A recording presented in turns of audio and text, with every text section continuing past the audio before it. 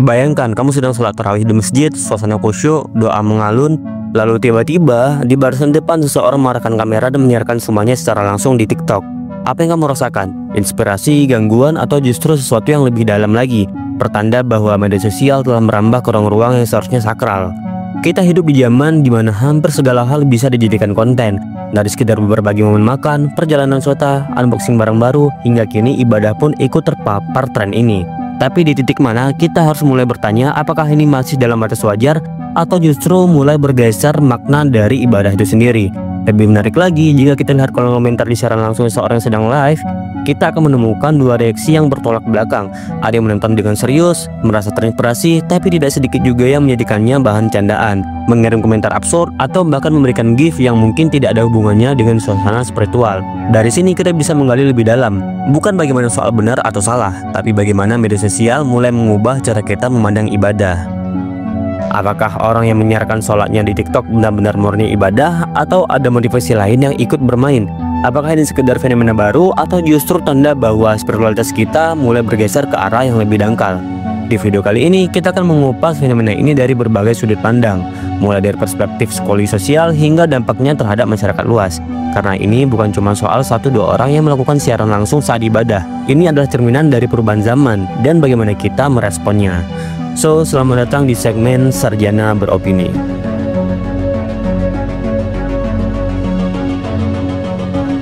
Sekilas menyiarkan sholat secara langsung terdengar sederhana, orang beribadah lalu membagikannya ke publik.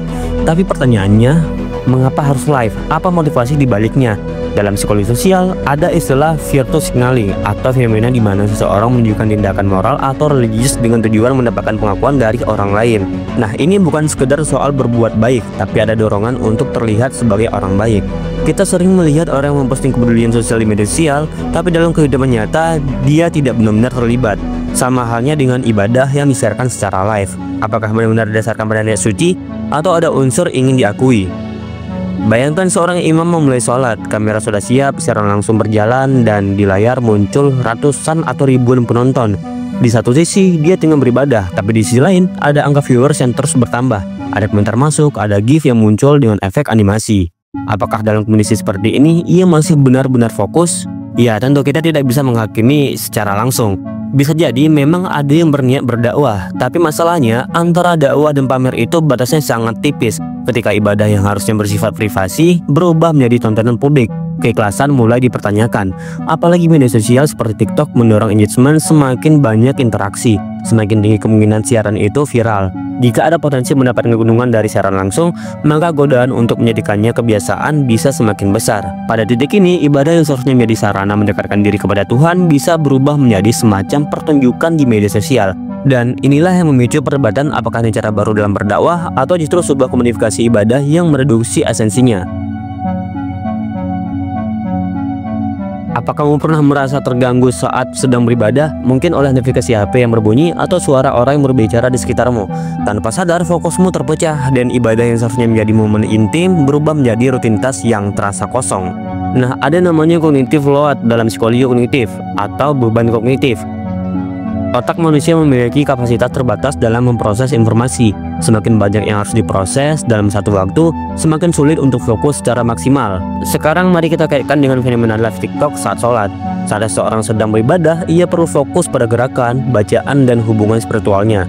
Dan jika dilakukan sambil live, ada distraksi tambahan, menyadari bahwa dirinya sedang direkam, melihat angka viewers naik turun, membaca komentar yang masuk, atau bahkan mendengar suasana notifikasi dari GIF yang diberikan.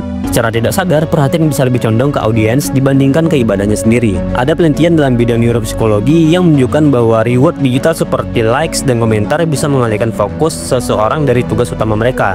Nah, di sini kita bisa lihat fenomena ini ada di mana-mana. Orang yang harusnya belajar malah sibuk scroll media sosial, atau yang sedang berbincang dengan keluarga malah lebih asik menatap layar. Nah, jika kebiasaan ini terus berlanjut dalam ibadah, maka pertanyaannya, apakah masih bisa mencapai tingkat kucukan yang sama? Apa kamu pernah mengalami sesuatu yang awalnya terasa spesial tapi lama-lama kehilangan esensinya karena terlalu sering dilakukan? Nah, inilah yang disebut dengan desensitisasi. Proses di mana sesuatu yang awalnya punya nilai emosional atau makna mendalam perlahan jadi hal yang biasa karena terlalu sering terekspos. Nah, jika tren live TikTok saat sholat terus berlanjut, bukan tidak mungkin akan muncul generasi yang melihat ibadah bukan lagi sebagai hubungan pribadi dengan Tuhan, tapi sebagai bagian dari konten hiburan digital. Bayangkan ada imam yang live, komentar bercanda mengalir, dan GIF dengan efek animasi bertebaran di layar. Dan jika ini menjadi hal yang lazim, maka perlahan makna sholat sebagai ibadah bisa terkikis.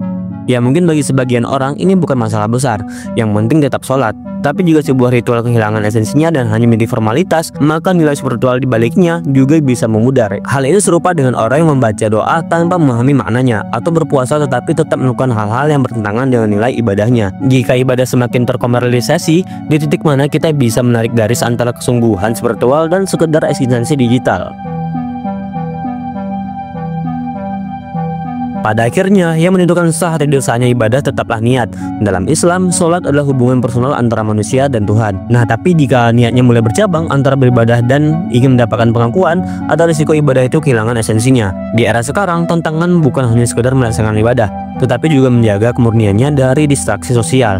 Jika sholat yang seharusnya menjadi sarana mendekatkan diri kepada Tuhan malah berubah menjadi ajang engagement, maka sudah saatnya kita bertanya, apakah kita masih beribadah karena Tuhan atau karena dorongan lain? Karena dalam agama, niat adalah segalanya, dan jika niat mulai bercampur, ibadah yang kita lakukan bisa kehilangan maknanya. So, gimana menurut kamu tentang fenomena ini? Tulis di komentar ya. Dan seperti biasa, terima kasih.